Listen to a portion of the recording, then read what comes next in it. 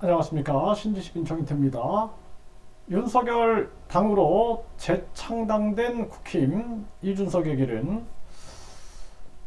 이준석 대표가 아주 애매한 정황이 되어버렸죠. 이번에 이준석계가 모두 다 낙선하는 상황이 발생이 됐어요. 그래서 지금 국힘이 사실상 굉장한 극우 세력들이 있는 거죠. 이 극우 세력. 그리고 극극우 세력이 있어요. 극극우 세력. 그리고 뭔가 좀 중도 보수적인 세력들이 있어요.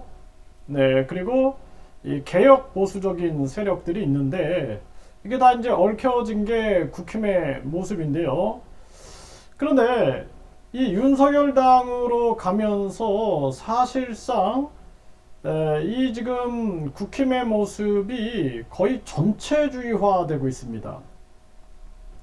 지금 민주당도 전체주의화 되고 있는 것이 가장 큰 문제인데 국힘은 더 심한 거예요. 왜냐하면 여당이고 이게 정부기 때문에 이 전체주의화 되면은 이거는 굉장히 위험성으로 갈 수 있는 그러한 정황이 있는 것입니다. 그래서 지금 지도부 입성이 무산된 이준석, 천하용인 지원할 수 있어서 행복했다. 내일 위해 정진하겠다. 이렇게 얘기를 하고 있어요. 또 천하람은 독자 영역을 구축했다. 이번에 뭐 천하람 같은 경우에는 충분히 이제 자기 인지도를 높였고 인식을 강화시킨 그러한 모습이죠. 반면에 이준석은 손해를 받고 천하람은 이득을 본 그러한 정황. 또 뭐 다른 후보들도 보면은 인지도를 높인 거죠. 뭐 이기인이라든지 김용태, 허은하 이런 사람들도 인지도를 높였지만 결국에 가장 큰 타격은 이제 이준석 전 대표가 타격을 입었다 이렇게밖에 볼 수가 없고요. 뭐 신당 창당 얘기가 나오는데 아주 이게 조심스러운 얘기가 될 수밖에 없죠. 심평은 이준석 보수신당 창당할 힘이 없다 이렇게 깎아내리고 있는 정황이고요. 신당 창당보다는 당권을 노릴 거다. 김재원은 이렇게 얘기를 했어요. 김재원은 이번에 최고위원이 됐죠. 그런데 당권을 노린다라는 것이 쉽지가 않죠. 이제는 이미 끝난 상황이고, 그리고 앞으로 또 다시 당권을 노린다. 이것이 이제 윤석열 정부가 붕괴될 땐 가능하겠죠. 붕괴될 땐. 그것이 이제 그렇지 않을 때는 힘든 과정을 겪을 수밖에 없는 상황이고, 이제 총선이 가까이 다가왔기 때문에 이제 과연 이 총선을 그냥 패스하고 그 미래를 바라보겠다. 그러면은 그냥 이대로 가는 거고, 그렇지 않고 총선에 정치적 기회를 잡겠다. 그러면은 이준석 대표가 할 수 있는 길은 신당 창당밖에 없어요. 신당 창당에서 유승민 그리고 제3지대 사람들을 모아가지고 신당을 창당하되 이 가장 큰 신당 창당의 걸림돌이 정당 보조금인 거예요. 정당 보조금. 이 정당 보조금을 과감하게 폐지하라고 외칠 수 있어야 됩니다. 그래서 국힘의 조경태 전 후보가 정당 보조금 폐지를 외쳤는데 정당 보조금 폐지, 선거 보조금 폐지, 선거 보조금 폐지하고 과연 국회 예산 국민투표제라든지 국민투표 시민발언제 같은 국민 주권 정책을 들고 나갈 수 있느냐. 이것이 이제 관건이 되겠다. 저는 그렇게 보고 있고요.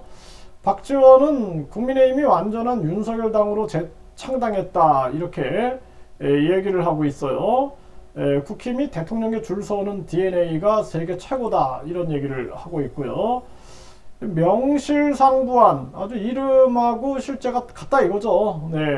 윤석열 당이다. 이렇게 얘기를 하고 있는 정황이고, 친윤 지도부의 완전한 윤석열 당으로 재창당된 그러한 모습이죠. 박지원은 윤석열 당으로 재창당됐다. 김기현 용산 출장 소장 되지 말아야 된다. 이러한 얘기를 하고 있습니다. 네, 최진원은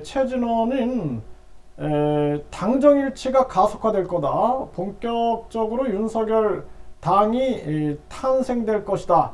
이렇게 진단을 했고요. 유승민은 1인 독점, 윤석열 사당됐다. 네, 국힘을 지금 비판하고 있는 그러한 모습입니다. 네, 그래서 뭐 유승민 이 전 의원 같은 경우에도 지금 대선 지지율이 한동안 뒤로 나오고 있는데 유승민도 대권을 바라보고 이번 총선에서 승부수를 던진다 그러면은 창당 외에는 길이 없습니다. 창당 외에는.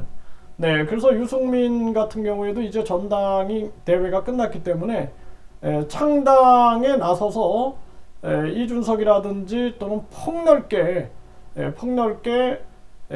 세력들을 넓혀가지고 제3지대를 구축해 나간다. 그리고 시대 정신이 국민 주권 정치다. 이런 식으로 하면서 신당 창당 외에는 길이 없다. 네, 유승민도 이제 그러한 상황으로 밖에 볼 수가 없고요.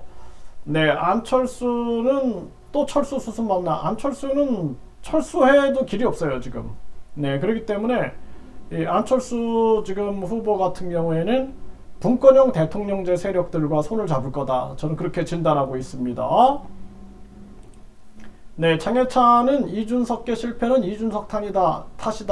이제 이준석에 대한 탄압이 굉장히 심하게 나올 거고, 이준석 전 대표가 계속 국힘의 지도부하고 대립을 하게 되면은 아예 제명까지 갈 수 있다.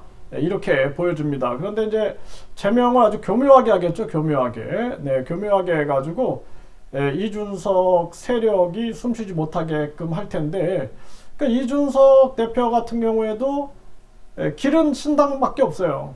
근데 정당 보조금이 걸릴 거예요. 정당 보조금 폐지하고 인터넷당 형태로 해가지고 완전히 인터넷당 지금 그 법안이 국회에서 발의되어 있기 때문에 인터넷당도 외치면서 그러면서 신당 창당으로 가지 않으면은 이준석도 길이 없다.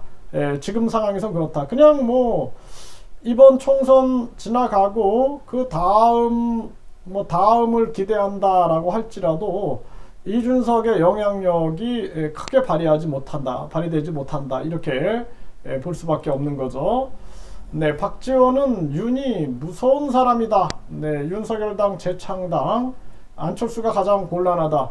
안철수보다는 이준석이 이제 가장 곤란하게 된 거고, 안철수 길은 결국에는 분권형 대통령제 세력들과 힘을 모을 거다. 저는 그렇게 진단하고 있습니다. 박지원 정치 구단이 천하람, 그리고 김기현이 이제 결선에 갈 수 있다. 이런 주장을 했어요. 김종인도 이제 그렇게 얘기를 했죠. 김종인 전 위원장도. 근데 제가 이제 그런 얘기를 했어요.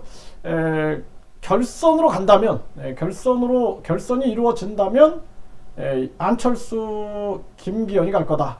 근데 1, 2위가 안철수, 김기현이었죠. 네, 그래서, 지금 이제 이 민주당 소속이다 보니까 자기 의도대로 이렇게 해석하는 경향이 있습니다. 그래서 지금 여기도 보면은 가장 곤란한 건 지금 이준석 그리고 유승민이 되고 있는 거고, 나경원은 엎드렸기 때문에 이제 뭐 하나 좀 받겠죠. 이런 정황이고, 안철수 후보 같은 경우에는 이제 분권형 대통령제를 외치고 개헌을 외치는 세력들과 손을 잡으면서 자기 길을 모색할 것이다. 그것만이 길이에요. 그것만이 길이고, 유승민, 이준석은 신당 창당만이 길이다. 저는 그렇게 진단을 하고 있습니다. 상황이 이제 이렇게 흘러가고 있는 그러한 모습이고요. 지금 이준석 대표 같은 경우에도 가장 큰 타격을 받은 거예요. 지금 천하용인 같은 경우에는 가장 이득을 본 사람은 천하람이고, 그 다음에 뭐 이기인이나 김용태, 허은하, 뭐 허은하나 김용태는 약간 덜하고 이기인이 이제 인지도가 많이 높여진 그러한 부분이고, 가장 큰 타격을 입은 게 이제 이준석인데, 결국에는 앞으로 이 윤석열 당이 이제 이준석을 공격하게 됨으로써 결국에는 이준석의 길은 그냥 몇 년을 이무기처럼 그냥 계속 묵히고 있을 것인가, 아니면은 강하게 신당 창당에 나서서 길을 돌파할 것인가, 이것이 이제 유승민, 이준석의 길이 될 거다, 저도 그렇게 진단하고 있습니다.